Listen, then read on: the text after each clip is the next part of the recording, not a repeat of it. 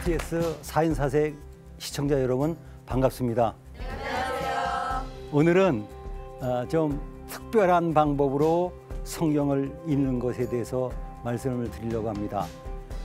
지명으로 성경 읽기. 최근에 우리 성경을 열심히 읽자고 하는 움직임이 있어서 참 좋습니다. 저는 원래 제 주 전공이 성경 공부입니다. 네. 저 신학생 때부터 성경을 열심히 누구보다 가르쳤고 교재도 많이 냈고 성경을 가르치다가 성경만 가르치기에는 또 여러 가지 한계도 부딪히고 그래서 성서 지리까지 또 하나님의 은혜로 발굴까지 하면서 여기까지 왔습니다. 요즘 우리 한국교회에 성경 통독이 많이 알려져서 성경을 통독하기 시작했습니다. 네. 그런데요, 점점 빨리 읽는 성경 통독이 많이 알려져 있습니다. 네. 자, 어쨌건 성경을 우리는 자꾸 읽어야 됩니다. 또 통독도 여러 가지 방법으로 하지만 또 통독하실 때 인도하시는 분들이 해설을 해 주시죠. 그건 좋은 일이죠. 그런데 성경 통독에 중요한 한 가지가 있는데 바로 지명입니다. 성경 읽다가 지명이 나오면 되게 어떻게 할까요? 그냥 통과 잘 모르니까. 그래서 우리가 아는 거 그냥 예루살렘 갈릴리 바다 그러다 보니까 참 그 지명이 그냥 지나가는 수가 있습니다. 그래서 저는 오늘 지명으로 성경을 읽어보자. 물론 시간은 좀 더 많이 걸리겠지만요. 그래서 성경의 최초의 지명이 뭘까를 보았더니 우리가 잘 아는 지명이죠. 창세기 2장의 에덴 동산. 근데 사실은 에덴 동산이 아닙니다. 에덴의 동산이죠. 에덴이라고 하는 곳에 이제 동산이 있었습니다. 그 동산 이름이 에덴 동산인지는 모르지만 에덴에 있는 동산이죠. 그래서 줄여서 에덴 동산입니다. 그다음 성경의 마지막 지명은 뭘까요? 제가 혼돈이 갑니다. 보통 요한계시록 1장 9절에 보면 사도 요한께서 반모섬에 계셨다고 그때 썼다 그러면 최후의 지명이 반모섬이라고 볼 수 있겠죠. 네. 그런데 또 그냥 지명으로 보면 라오디게아가 그 지명 이름이거든요. 라오디게아 교회는 라오디게아라고 하는 그 도시에 있었던 교회입니다. 네. 그 교회 이름이 라오디게아 교회라고 할 수는 없어요. 그러나 그 당시는 한 동네마다 교회가 한 개밖에 없었겠죠. 네. 그러니까 뭐 구분할 필요가 없네요. 교회는 라오디게아는 하나밖에 없으니까. 물론 많은 분들이 라오디게아 와가지고 교회터가 어디일까 그렇게 궁금해하면서 성경을 읽기도 합니다. 자, 그런데 제가 조금 전에 지명으로 성경을 읽는다고 말씀드렸죠. 그럼 지명이 뭐냐? 좁히면 어떤 장소의 이름, 특별히 마을의 이름, 또 어떤 길 이름, 또 강 이름 이렇게 넓어집니다. 그런데 주의할 점이 있습니다. 그러니까 서울에 그 똑같은 이름의 두 동네가 있죠. 신사동. 예, 강남에 있는 신사동과 강북에 있는 신사동이 있지 않습니까? 네. 행정구역상 말고 그 다른 곳이죠. 혹시 택시를 타면 정확하게 얘기해 줘야 됩니다. 어디 있는 신사동이라고. 그렇죠? 네. 또 제가 가르치고 있는 신학대학은요. 경기도 광주시에 있습니다. 그냥 제가 광주 갑시다 그러면 그분이 좀 머네요 그러고 또 남쪽에 있는 광주로 가면 어떻게 되죠? 그래서 이런 것을 바로 동명이지라 그럽니다. 네. 성경에요. 동명이지가 많습니다. 예를 들면 베들레헴도 두 곳입니다. 되게 이것을 말씀드리면 갑자기 당황해요. 베다니, 나사로가 살았던 베다니가 있죠? 네. 아니요, 또 한 군데가 있어요. 예수님께서 세례받으신 베다니가 있잖아요. 그래서 이런 것을 동명이지라 그럽니다. 근데 제가 가장 힘들어하는 지명이 있습니다. 성경에 보면 미스바라는 곳이 있어요. 5곳. 미스베가 4곳이 있습니다. 그런데 이게 똑같은 곳에 다르게 기록된 것일 수 있어요. 그래서 제가 성경 지명에서 제일 머리 아픈 게 미스바, 미스베입니다. 그래서 제가 만든 사전에 분류를 해놨어요. 미스바 1, 미스바 2, 미스바 3, 미스바 4, 미스바 5.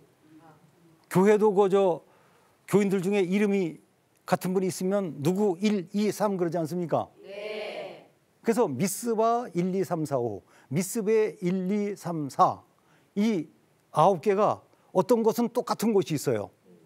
이래서 좀 어렵습니다. 그 다음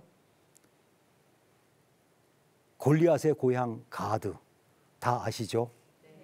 근데 성경을 보면요, 그 르호보암이 쌓은 성읍 중에 가드가 있어요. 이건 뭐야? 르호보암이 왜 블레셋 도시를 성을 건설해서 이렇게 보시면 안 되죠. 보통 학자들은 이렇게 여깁니다. 그 바로 옆에 가드 모레셋이 있습니다. 모레셋 가드. 그래서 그곳을 줄여서 가드라고 그랬을 것이 거의 확실하다. 그래서 저는 지명을 계속 연구한 사람이기 때문에 그것을 다 구분해 놨습니다. 다른 분들은 그냥 대충 지나가지만 중요하죠. 장소가 틀리면 큰일 나니까. 그 다음 이명동지가 있습니다.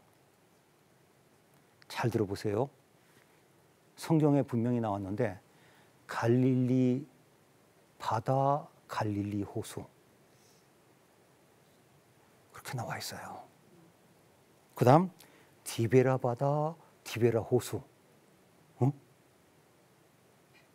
이런 식으로요.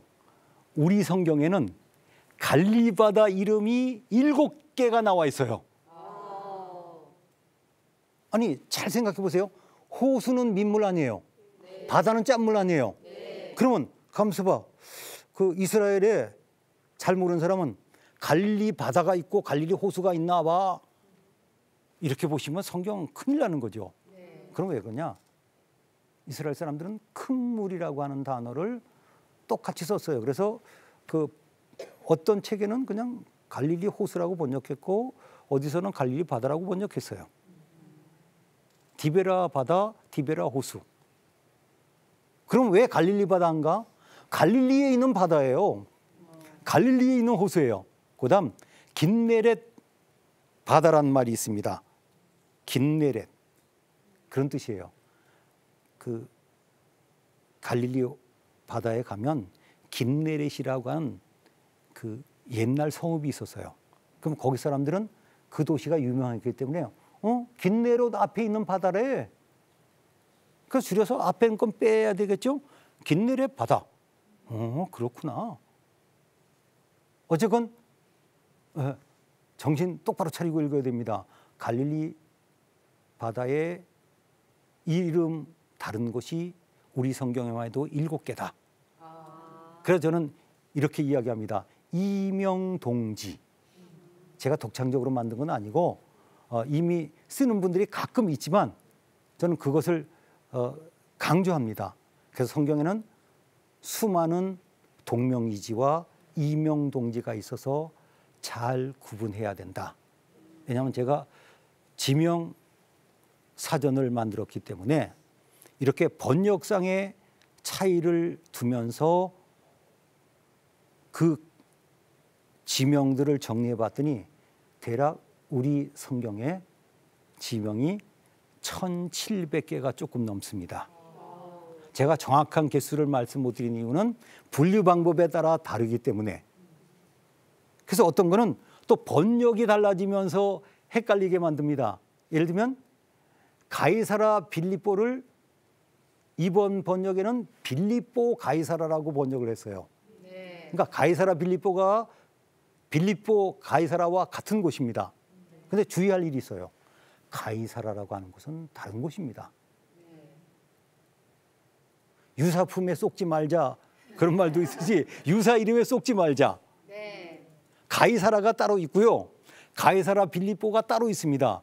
가이사라는 사도 바울이 로마로 가시기 전에 2년 동안 잡혀있던 해변가에 있는 큰 로마 시대 도시였어요. 가이사라 빌립보는 헤르몬산 기슭에 있는 예수님이 제자들의 신앙 고백을 받았던 곳입니다. 또 다행히 빌립보는 그리스에 있기 때문에 헷갈리지 않죠. 그다음 그리스 쪽으로 가면 사모라고 하는 섬이 있고요. 사모드락이라는 섬이 있습니다. 비슷하다고 같은 곳으로 혹시 약자로 보시면 안 됩니다. 그다음 이제 세상에서 유명한 장소와 그 부근에 비슷한 이름의 성경 장소가 있어서 헷갈리는 겁니다. 자, 트로이는 다 아시지요? 목마, 트로이의 목마. 그런데 그 바로 옆에 사도 바울께서 환상을 보시고 유럽으로 전도 떠나는 계기가 됐던 곳이 드로아예요.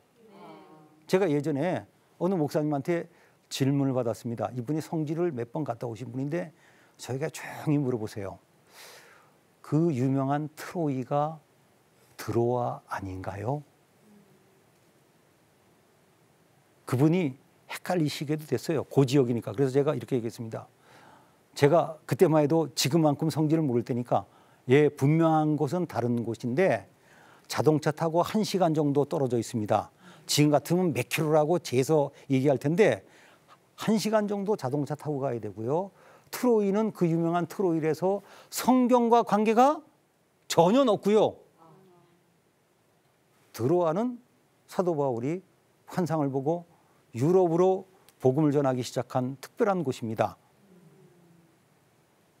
그래서 이렇게 또 설명합니다.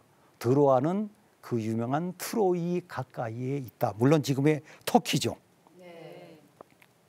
그다음 이제 그 어떤 장소는 성경 시대는 이곳이 그곳이었는데 지금은 그 옆에 있는 다른 도시의 이름이 되었습니다. 그 중에 하나가 사도 바울 선교 여행 때 들렸던 무라라고 하는 곳입니다. 사도 바울 당시는 그 고대 항구가 무라라 그랬는데 지금은 바로 그 떨어진 곳을 무라라 그래요. 그런데 이 무라가 왜 사람들에게 관심을 끄냐 하면요. 그 교회 안 다니는 사람들도 무라를 많이 갑니다. 이 무라에는 누가 있냐면 성 니코라스 신부가 목회하던 곳입니다. 성 니코라스가 왜 관심을 끄냐면 산타크로스의 전설의 주인공이 되는 사제였기 때문에 그 관광지로도 많은 사람들이 가고 있습니다. 그분이 목회하던 교회에 그의 무덤도 있는데 이제는 박물관처럼 돼 있고 거기 가봤더니 성지 순례객들은 많이 오지 않고 오히려 일반 관광객들이 많이 오는 것을 보았습니다. 자, 이제 그 성경을 지명을 따라 읽기를 시작하는데 구약 시대는 주로 이제 메소포타미아 지역부터 아프리카 지역까지 이어져 있습니다. 그런데 예수님은 넓은 지역을 복음을 전하시지 않았죠? 지금 이스라엘은 우리나라와 비교하면 전라남북도 크기하고 비슷한 면적입니다. 물론 어렸을 때 그 이집트를 갔다 오신 적도 있지만 예수님은 굉장히 좁은 지역에서 복음을 전하셨습니다. 요한복음 14장 12절이 저는 예전에 이해가 안 갔어요. 예수님께서 제자들에게 내가 하는 일을 그도 할 것이요 나보다 더 큰 일도 할 것이다. 제가 이렇게 기도하는 사람은 아직 못 만나봤어요. 혹시 있으면 얘기해 주세요. 예수님보다 내가 더 큰 일을 하겠다고. 곤란하죠? 예수님이 그렇게 말씀하신 거죠. 근데 그 뜻을 어떻게 해석해야 될지 여러 가지 해석이 있겠지만 저는 지리를 공부하면서 그 뜻을 해석할 수 있는 한 가지 방법을 확실하게 알게 되었습니다. 무엇입니까? 우리는 예수님보다 더 넓은 지역을 다니면서 복음을 전할 수 있다. 사도 바울도 예수님보다는 훨씬 넓은 지역을 다니면서 복음을 전하셨죠. 우리 사도 바울이 얼마나 복음을 많이 전했는지 아실 겁니다. 1차, 2차, 3차 선교여행, 로마 전도여행. 그런데 그 재미있는 것은 그 사도 바울께서 참 많은 곳을 복음을 전하셨어요. 제가 10여 년 전에 사도 바울 선교 사진전을 한 적이 있어요. 그건 뭐냐면 사도 바울이 가셨던 곳들을 제가 다 가보고 그것을 사진을 찍어가지고 사진전을 했습니다. 미술관 한 곳을 빌려서. 그리고 뭐 그때만 해도 지금처럼 자료 구하기가 힘든 때니까 화보집도 내고 했습니다. 그런데 사도 바울이 다니셨던 곳 중에서 제일 힘든 곳이 바로 어딜까요? 섬지방. 사실요, 육지로 다니는 것은 아무리 힘들어도 정 안 되면 밤새워 걸어가면 될 거 아니에요. 그런데 바다는 대책이 없습니다. 저는 그래서 사도 바울 코스를 따라다니다가 2번 노숙해 봤어요. 갔더니 배가 갑자기 끊겼어요. 풍랑 온다고. 그게 어떻게 해요? 그냥 입은 채로 바닷가에서 누워서 잤어요. 근데 다행히 제가 별로 좋아하지 않는, 아니 싫어하는 모기가 없었어요. 그 샘에. 또 한 번은 배를 타고 가야 되는데 이 배가 하루나 이틀에 한 번 있는데 언제 떠날지도 몰라요. 이건 정말 오락가락이더라고요. 그거 놓치면 또 어떻게 될지 몰라가지고 선창가에서 그냥 또 누웠다가 그 배가 떠나면 그거 타고 가야 되니까. 그리고 제가 참 사도 바울께는 참 죄송하지만 되게 투틀댔어요. 죄송합니다. 그냥 이해하고 들으세요. 아이고 참 어지간히도 다니셨구나. 좀 대충 다니시지. 그러다가 그 생각이 났어요. 나는 지금 이렇게 교통이 발달된 시대에 다녀도 힘들고 어려운데 참 얼마나 고생하셨을까. 그거 나와 있지 않습니까? 그 자연 환경에서 고생한 이야기들. 뭐 강도도 겁나지만 바다의 위험, 강의 위험. 그래서 제가 그 성질을 알고 난 뒤에 성경을 온몸으로 읽는 법을 배웠습니다.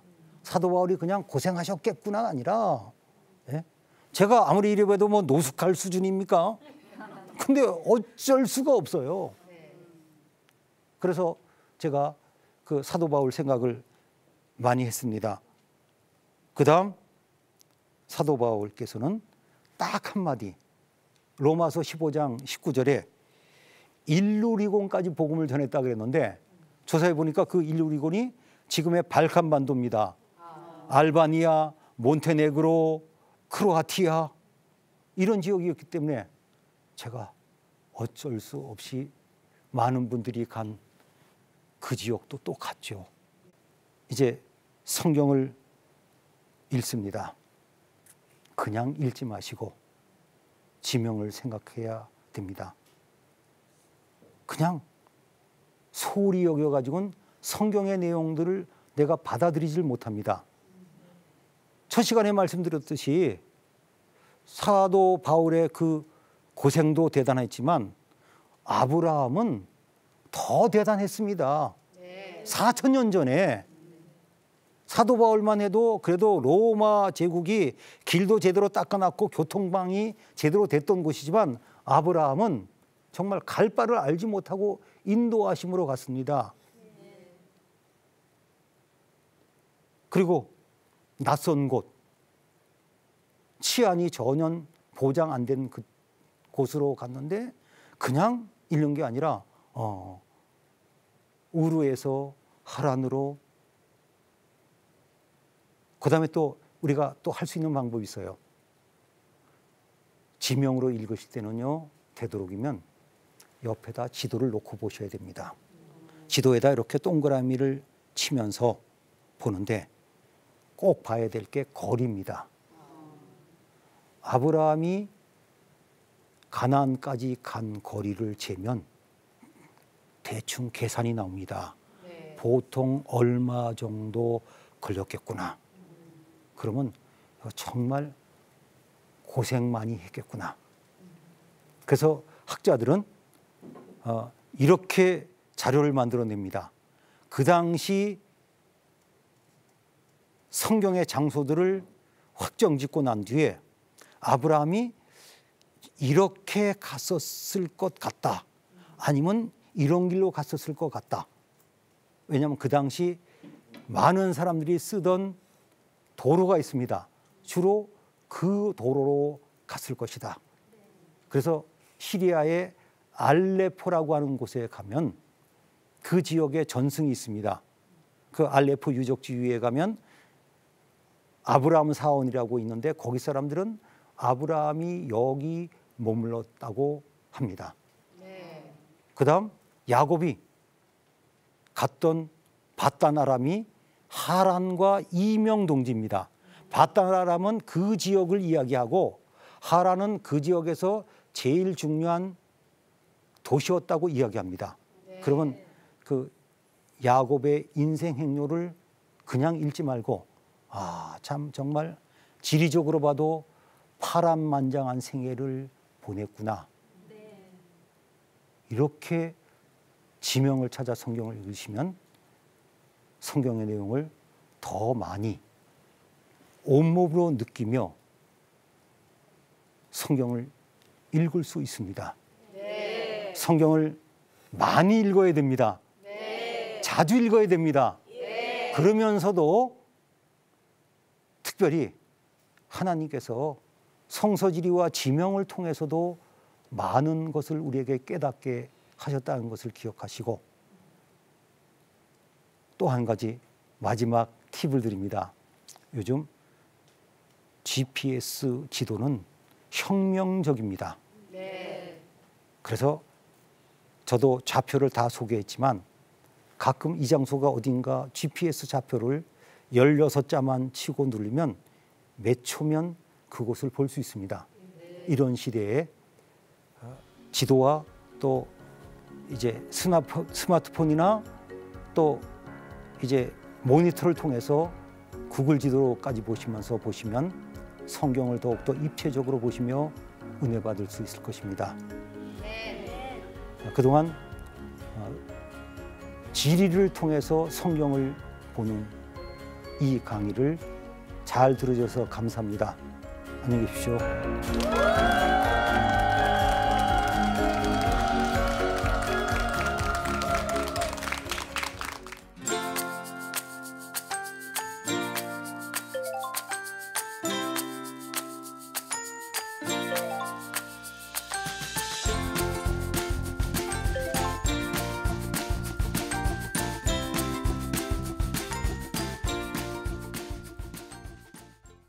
이 프로그램은 CTS 방송가족의 사랑과 후원으로 제작되었습니다. 후원전화 02-6333-1003번, ARS 060-808-1004번으로 전화주세요.